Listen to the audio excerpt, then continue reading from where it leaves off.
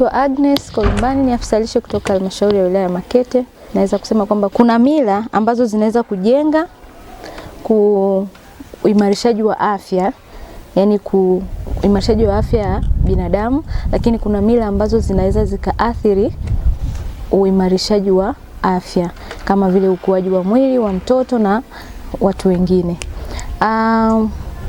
Ukitazama swala la utamaduni, kwa mfano hili swala la kusema kwamba nyumbani inabidi chakula kikipikwa cha baba kiwe hivi, cha mtoto kiwe hivi.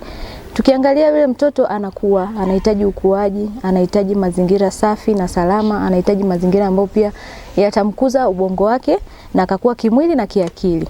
Sasa tukiweka utofauti kati ya mtoto na watu wazima, tukasema watu wazima ndo wale kile chakula ambacho ni bora, afu watoto wakala kile chakula ambacho hakina mlo kamili. Maanake tunasababisha ukuaji wa watoto unakuwa duni. Hivyo basi tunakuja kusababisha utapiamlo, ambao utapiamlo tunajua uko katika kategori tofauti. Kuna udumavu, kuna uzito pungufu, lakini kuna ukondefu. Kwa hiyo hayo yote yanaweza katokea katika familia kama tusipozingatia mlo sahihi na tukiacha utamaduni ambao sio sahihi. Na vipi kwenye swala zima la vijana na watu wazima? Kuna athari zozote zinazotokana na hili? Ni athari zipo kwa swala la ulaji hasa. Mimi naweza nikajikita kwenye swala la ulaji. Kama vijana wasipopewa kipaumbele katika our adolescents, our rika bale, wasipopewa chakula chenye mlo kamili, ukuaji wao unaweza kuwa hafifu.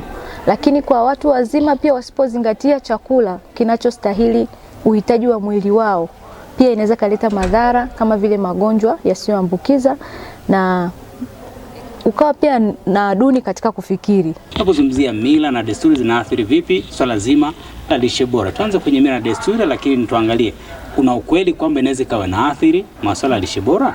Afisa lishe kwako, tunatuambia nini hili? Kwa kweli ndugu mtangazaji, naweza kusema ni kweli mila na desturi zinaweza zikaathiri, lakini kuna mila ambazo haziathiri, lakini kuna mila ambazo zinaathiri kuwa na lishe bora. Kwa mfano kwa jamii yetu ya hapa, kwa muda ambao tumekuwepo hapa, kuna vitu ambavyo tumejifunza kwenye jamii. Swala la mama mjamzito kutokupewa kipaumbele, kwa mfano kwenye familia. Yani kipaumbele kile ambacho kwamba anapaswa kupumzika, anapaswa kupewa muda wa kupumzika, lakini pia kupata milo kamili. Lakini tunaangalia pia swala la ulaji. Kwa asilimia kubwa tunaona jamii ya Makete, unakuta asilimia kubwa wanaposaga labda mahindi yale, unakuta yanaoshwa, yani wanatoa kila kitu, wanabaki makapi ndio wanapika ugali. Kwa hizo ni kama utamaduni. Kwa moja kwa moja vinaathiri afya, yani ukuaji wa mtoto, vinaathiri ukuaji wa afya ya mtu binafsi, sio mtoto tu, mtu yoyote. Na pia vinaweza vikaleta madhara baadaye kama magonjwa, mwili kutokuwa na nguvu, kutokufanya kazi vizuri. Lakini kama tunavyojua kwamba usipokuwa vizuri pia kutakuwa na changamoto kama ya migogoro kwenye familia. Usipokula mlo kamili, mwisho wa siku utakuwa ni mdumavu. Ukishakuwa mdumavu manake utakuwa akili yako haifikiri vizuri. Wewe ni mtu wa kuwa na migogoro kwenye nyumba yako, lakini pia kutatua vitu kwako ni changamoto. Kwa ningependa kuiambia jamii kwamba ulaji unaofaa ni muhimu sana katika ukuaji wa mtoto, ukuaji wa mtu yoyote, lakini pia unajenga ubongo na mwili wa mtu mwenyewe. Kabisa jamii imepokea swala zima la lishe, jamii imepokea elimu na wameelewa. Hilo kwanza nipende kuipongeza jamii, kwa sababu unapotoa elimu afu watu wanamwitikio kwamba wameelewa kile kitu, na wewe unapata moyo. Lakini nipongeze halmashauri kwa juhudi ambazo inachukua, yani kuhakikisha kwamba swala la utapiamlo, swala la lishe bora ni kipaumbele. Kama tunavyoona tunafanya kampeni za mara kwa mara, tunaenda vijiji tunatoa elimu, lakini kulingana na kijiwe lishe ambacho leo jamii imezungumza, namna jamii inavyozungumza inatia moyo. Yani ni wazi kwamba jamii imepokea na iko tayari kufanyia kazi yale ambayo tunayasema. Lakini pia nimeona jinsi walivyoelezea mila na desturi jinsi athiri katika ukuaji, yani katika kupata lishe bora.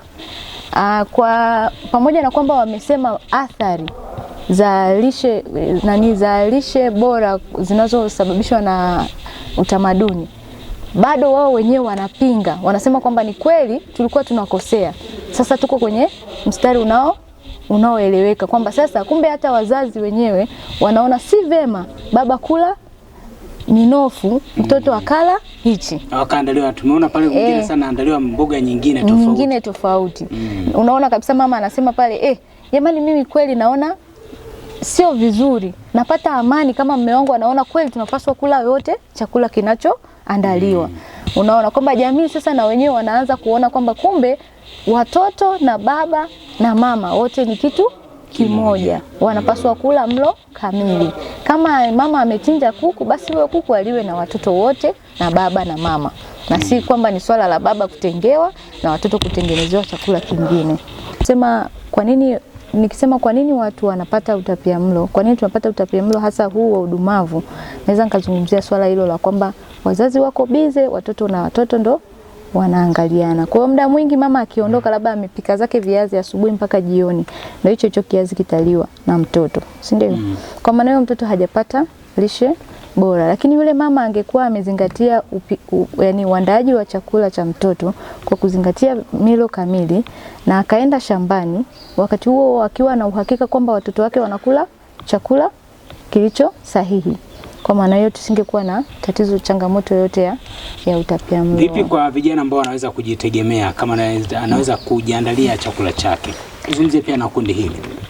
Kwa kijana ambaye anaweza kujiandalia chakula, kwa maana kwamba ni wale vijana ambao wanajitegemea, si ndio? Ndio.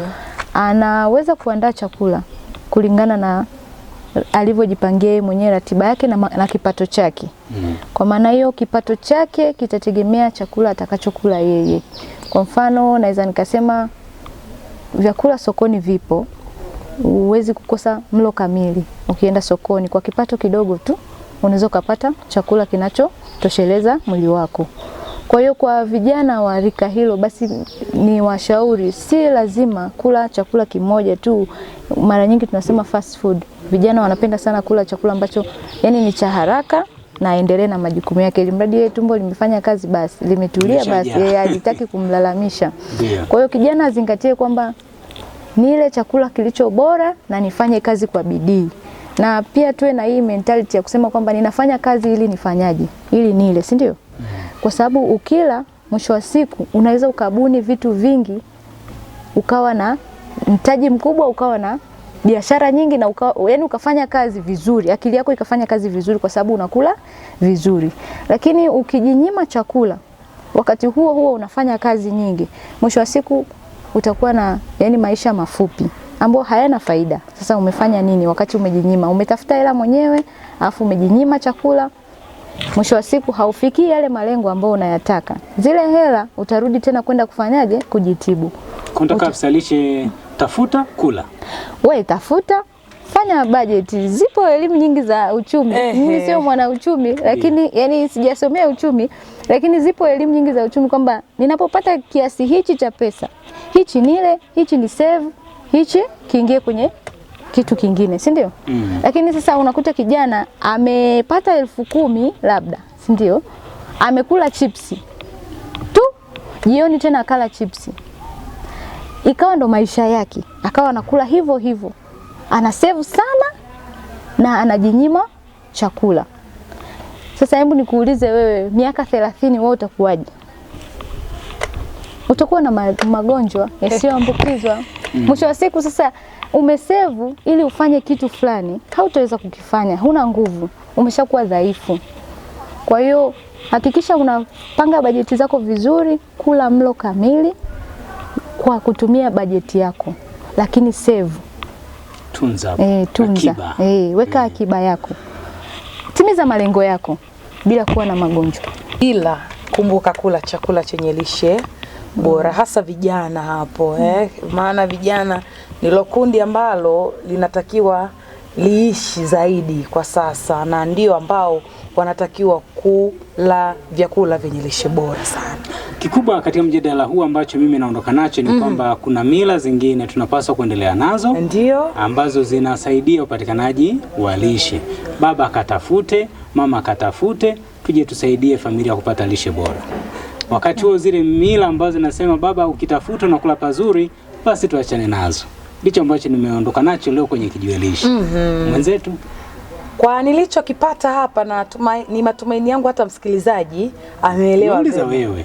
Yani nahisi hata msikilizaji atakuwa ameelewa, kwa sababu ni miongoni mwa wana Kijiwe. Ndiyo. Kwa nilichoondoka nacho hapa kwamba unapotafuta pia kumbuka kuweka akiba ya hicho, kwa sababu unatafuta ili ule na pia uweke akiba ya baadaye. Kundi la vijana, kundi hili ni kundi ambalo unaweza kusema asilimia kubwa limeridhika na maisha. Huenda wasijue mila, wasijue desturi zetu. Hapana, sababu kikubwa nimekula, maisha yanaendelea. Mimi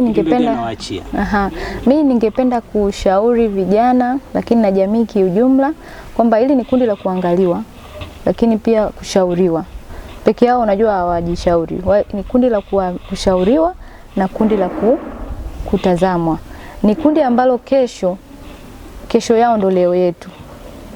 Unaona ndo leo sisi jana, leo ndo sisi.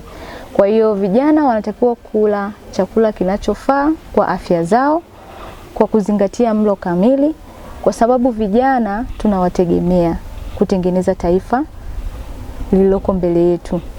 Ndo mawaziri, ndo madaktari, ndo walimu. Sasa unakuta ni mawaziri afu wamekaa kwenye meza moja wanagombana tu, hawana cha kutatua. Maana yake nini? Madhara ya kula lishe duni. Kwa hiyo tukila lishe bora tutakuwa na watu ambao watatatua matatizo kwenye jamii, watakuwa ni vijana ambao watajenga uchumi wa Makete, lakini ni vijana ambao tunawategemea kwa Tanzania nzima. Kwa hiyo mimi ninachowashauri wale vizuri, maana miili yao ni wanasema kwa neno la Mungu wanasema ni hekalu eti, lakini miili yao pia ni nini? Ni ujenzi wa taifa. Tunawategemea.